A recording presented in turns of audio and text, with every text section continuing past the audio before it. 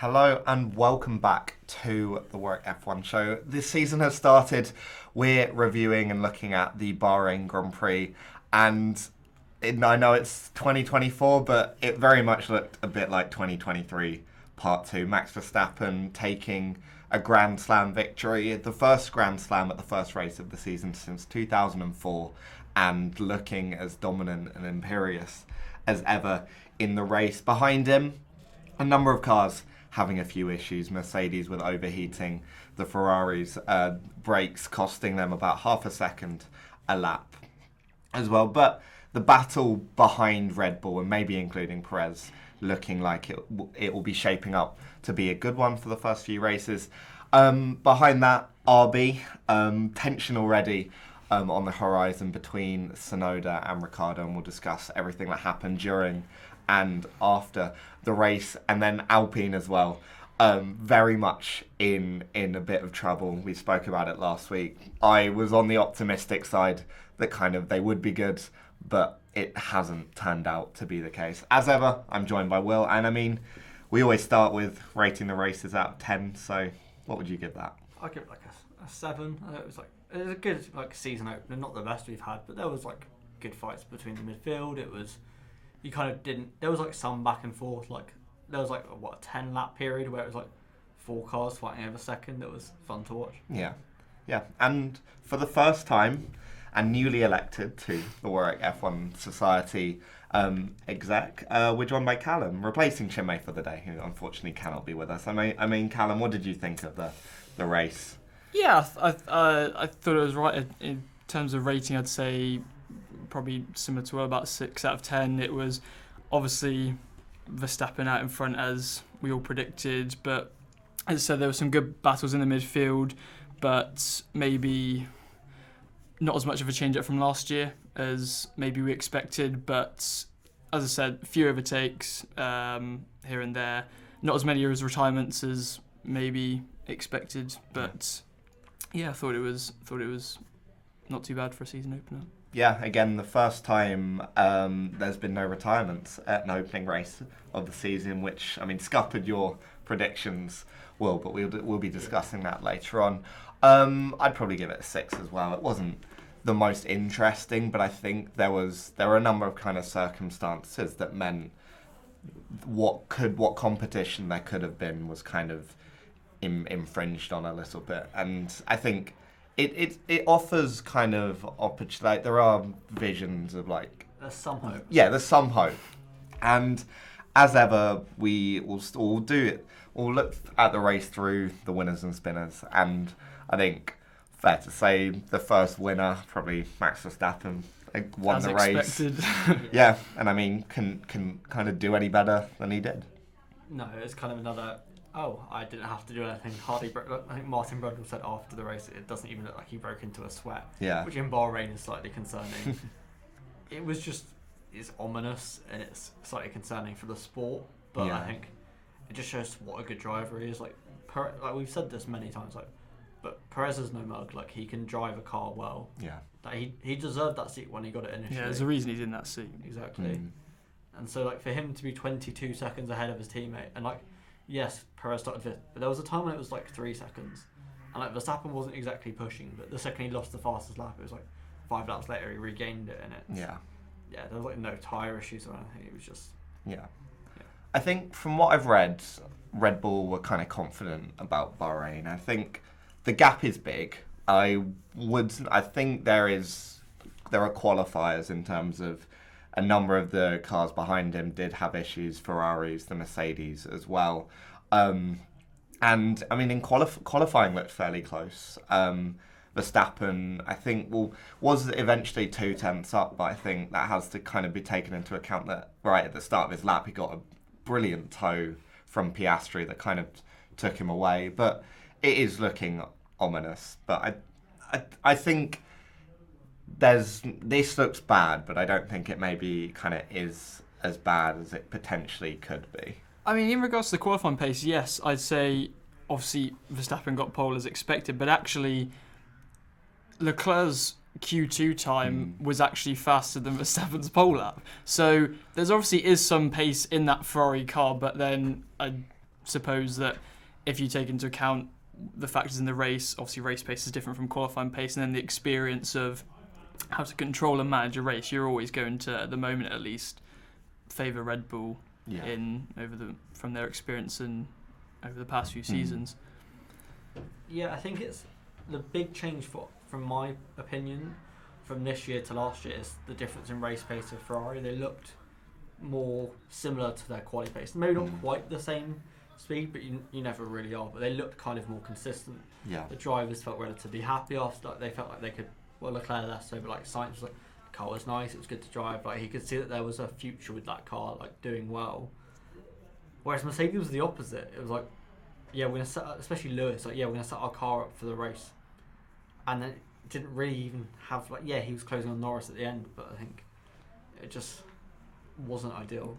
Yeah, I mean, I think Mercedes definitely a spinner from the weekend. After Thursday, and then there was some cause for optimism. Obviously, getting that 1-2 in free practice 2, it kind of all came a bit undone over Friday and Saturday.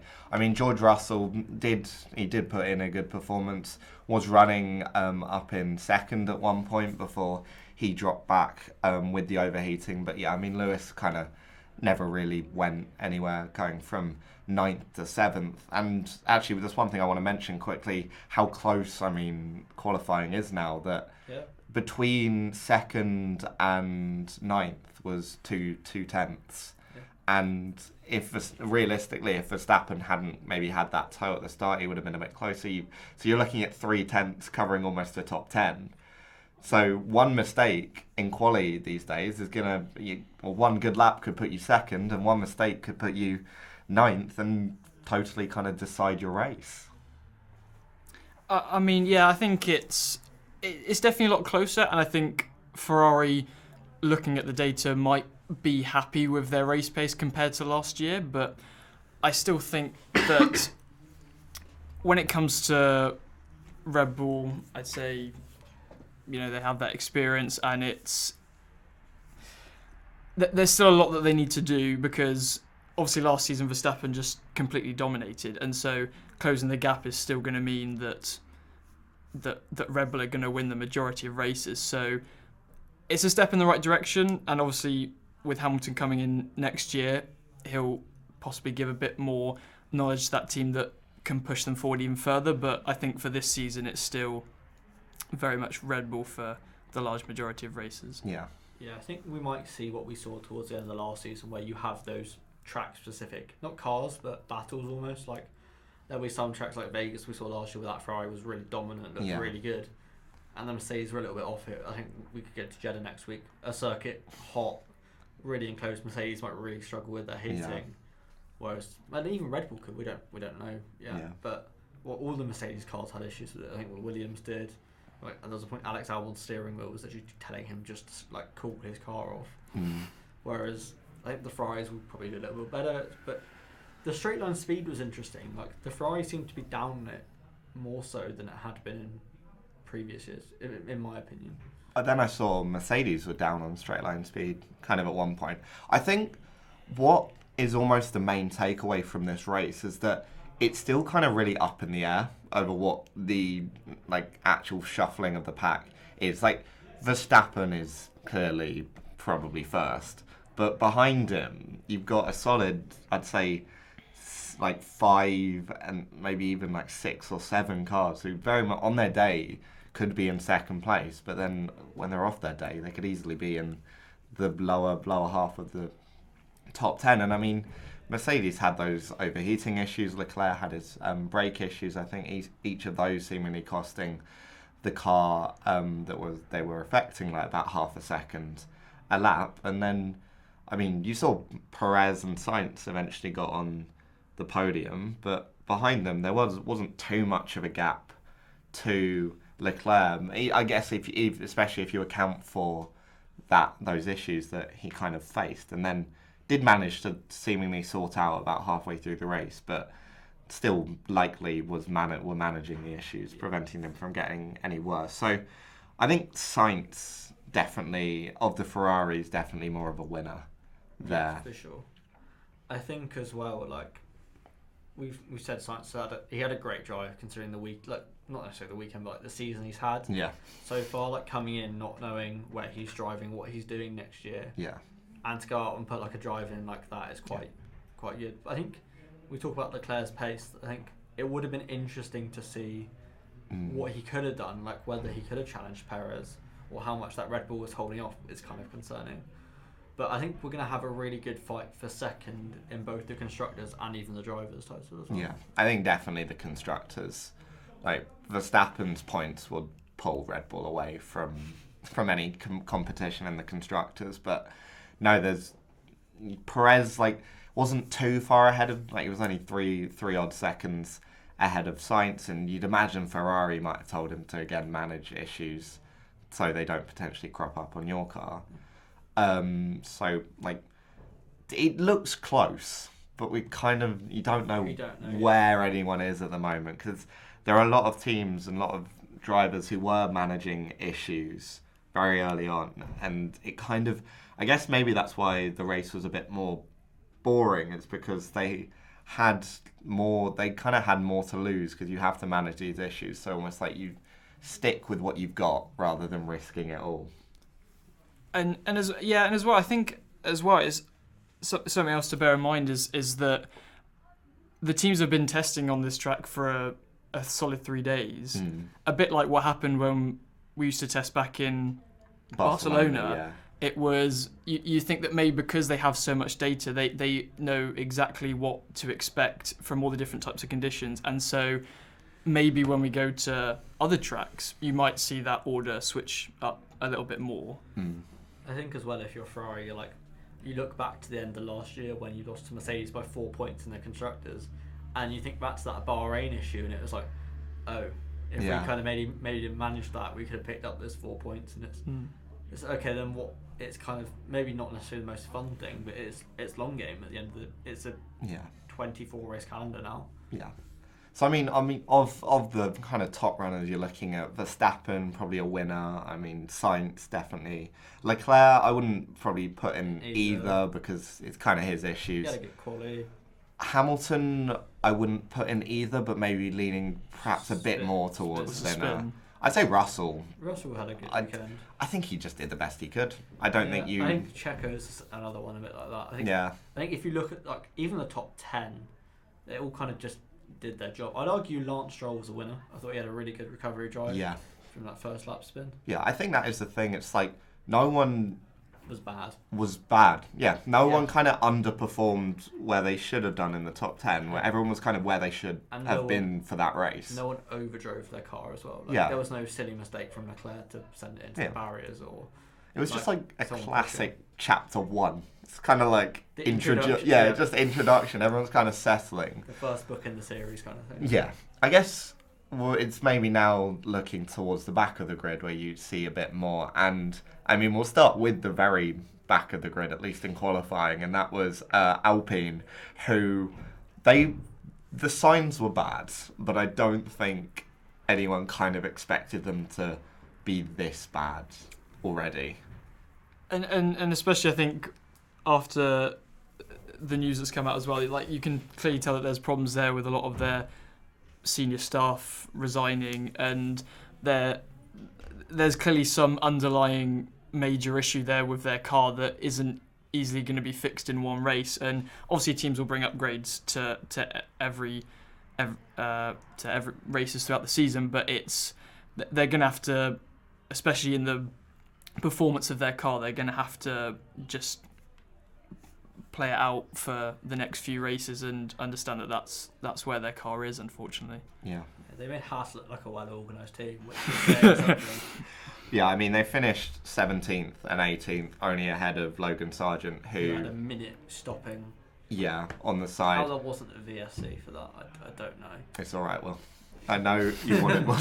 Bottas, who also had a minute stop. Yeah, who enjoyed his 48-hour pit stop so much he thought he'd have another one. It was with the left front tyre again as well. Yeah. But yeah, they won. They seem to be nowhere. The car seems to be horrific. Kind of, it's heavy, it's draggy. Yeah. It's not good at anything. So they're in trouble. Yeah. Whereas on the opposite spectrum, I thought Stake had, or Sauber, Kick, whatever you want to call it, had a really good kind of first weekend. Other than that Bottas pit stop, which is kind of a freak accident.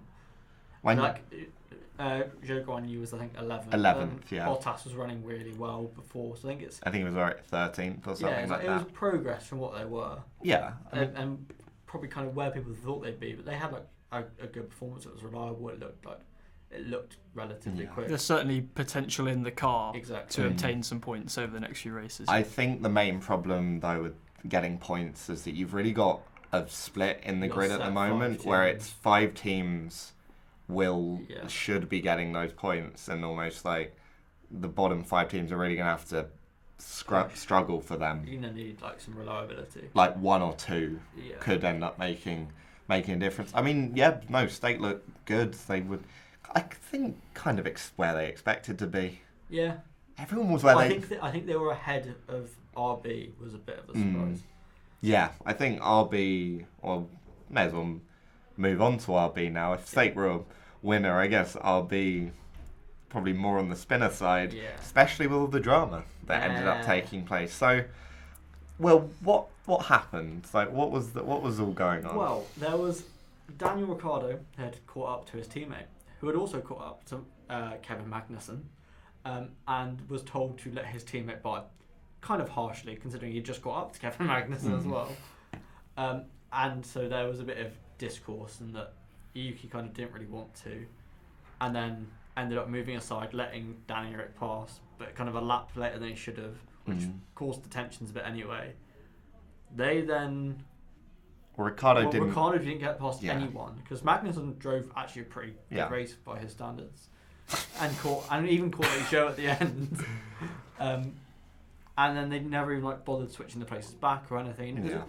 It was a bit messy. And then come the end of the race on the cool down lap, Yuki Tsunoda thinks, you know what, I'll send one up the inside of my teammate on the cool down lap, and then try and overtake him around the outside. Yeah, and it got quite close. They were really stupidly close. Yeah. But yeah, tensions were high. Daniel Ricciardo had a few choice words on the radio, almost using some of Yuki's vocabulary. Laura Meckies has had an interesting start as team principal. I think for me, after last year, it's clearly Yuki shouldn't, it's entirely Yuki's, shouldn't be doing that at all. That's a really bad thing to be doing. And it's a bit disappointing, because after last year, he seemed to kind of have matured, and he people won. He maybe wasn't directly in the conversation, but people won ruling him out of getting that second Red Bull seat. But after, if you do something like this, then teams are gonna look at it and think, am I gonna want this? This will step back his stock in terms of team player, things like that, and especially when it's just at the first race of the season. If it's halfway through and maybe you've not been getting the decisions every race, I can understand a little. I wouldn't say you can do that, but I can understand a little bit of the frustration. I'm kind of the opposite though. I'm a bit it's the first race of the season. You're both on tied points. You're nowhere near the points. You're not going to catch the Aston Martins. You don't need to make the swap anyway. If he's actually faster, he will get past. You shouldn't have made your drivers swap. I can see why. His behaviour was unacceptable. Yeah. But I think also the team's direction was poor. It's the first race of the season. If you're not going to get points anyway, if you crash out, it's a really bad look anyway. But you've kind of swapped your drivers. You made no attempt to even swap them back when they didn't even do anything. And Yuki, if anything, looked more racy than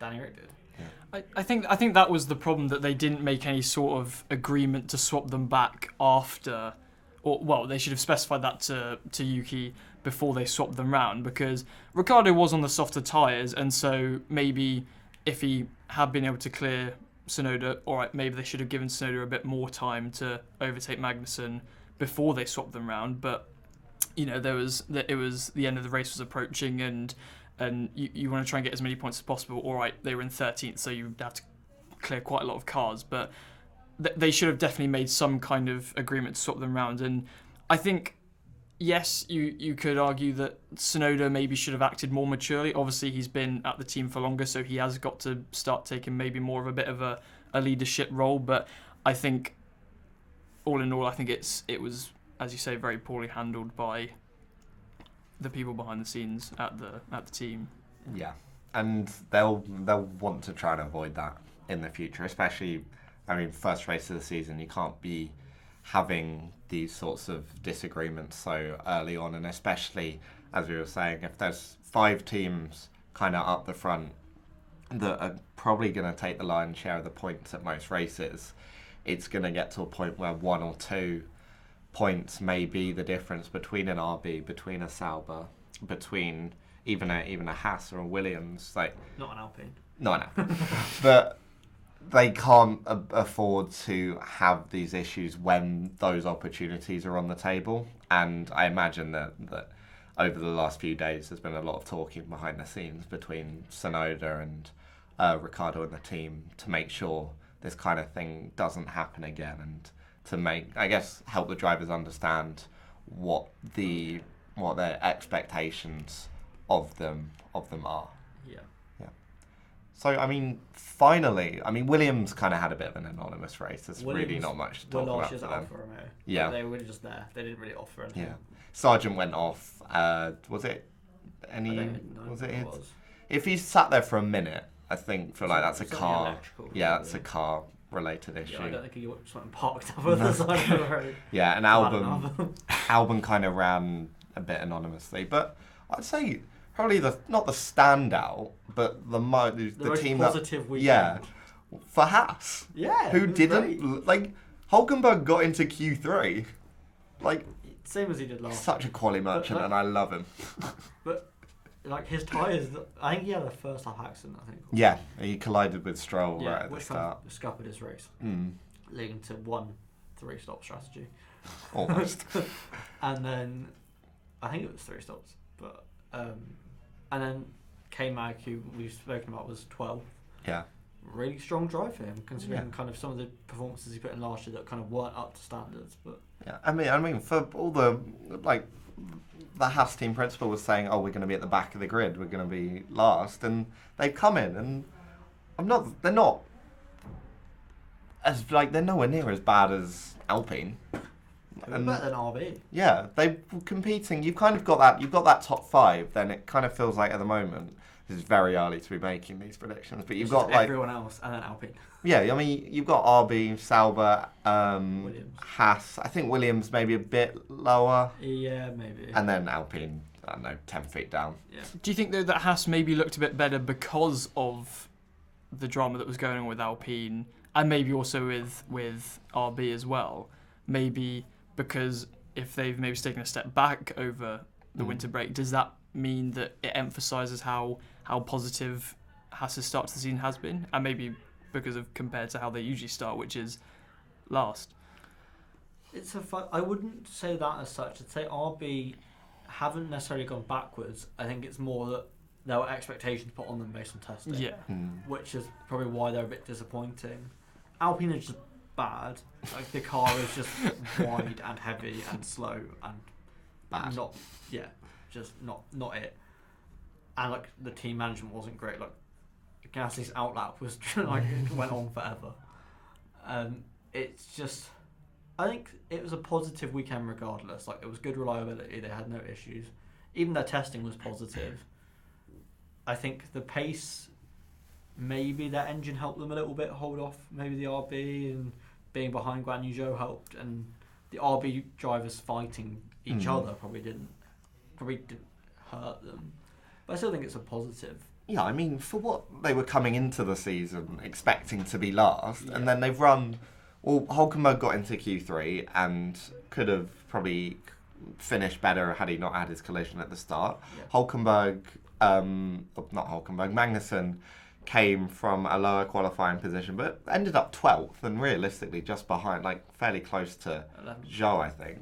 Yeah, I think they were all in a 4 at the end. Yeah, so from what their expectations were at the start of the season, I think it's objectively is a good performance. I think there is something to say for subjectively it has been probably improved further just by they haven't been chaotic. Like you've got kind of Alpine at the back who've fired half their team now, and then obviously the RB. But I think Haas still put in an objectively good performance. It's certainly something to build on for the remainder of the season, and shows that there is potential in that car. And you would say probably more than last season that if they were to score points in the old race, it wouldn't be as much of a surprise and more approaching an expectation, if anything. It deserved. It would be on pace Yeah. rather than Yes. just by accident. I think they even look like, well, they still look like they've got a good quali car, but they seem to have sorted out some of their, well, last year their Achilles heel was always tyre wear in the race. It still didn't look great. No, but it was better. And especially because Bahrain is such a kind of tyre hungry track. Like, they looked decent. Nothing special, but average. Yeah. Don't want to get ahead of ourselves. They were giving like Alfa Romeo vibes. Yeah. But from what they were expecting, I think average is a good performance. Good start. Yeah. Right. Anything else? There was the new DRS rules. They came in like that. 1 lap earlier. That's good. Would have been better if Leclerc could have stayed in DRS if Verstappen, but I think once we get to somewhere points, like Austria would be great because it's like a really short, quick lap. or like Monza, Yeah, it'd be great. Baku. If you don't give Verstappen the opportunity to just fly away, but Baku's a long then it track. might work. Yeah, like I was gonna say Jeddah next week, but then that's such a long track. He'll pull away. It'll be over a second by the end of the second sector probably. Oh, he's annoyingly good. Australia Why has will Verstappen got to be so good? Australia will be like the first proper test of it. I think. Yeah. No, but I think 1 lap. I Unless- kind of like Yeah, and that's that why they change. repeated Jeddah last year where Verstappen goes out in Q2. Yeah. We can hope. Yeah. Anything else we want to add? No. I think generally just kind of an introduction race. Maybe not the most interesting, but We've had worse. we have had worse openers, but we've had better openers. Yeah. It's just very mid. And on this It's season, going to set the tone, isn't it? yeah, this season maybe it does set the tone, but Good fun, but no fight at the front. Yep. And that is F1 in 2024. Just a repeat of 2023. Well, I made the mistake of, before this, going back and watching a few of the highlights from the 2021 season and remembering how good it can get, and it sort of spoiled the opener a bit. But yes, there's certainly some potential compared to last year. We did a whole podcast on that a few weeks ago. Where me and Will had a very in-depth debate Oh, the good old days. about that whole season. So if you're interested in that, go and check it out on YouTube and Spotify. It's now time to look at our predictions for the Bahrain Grand Prix.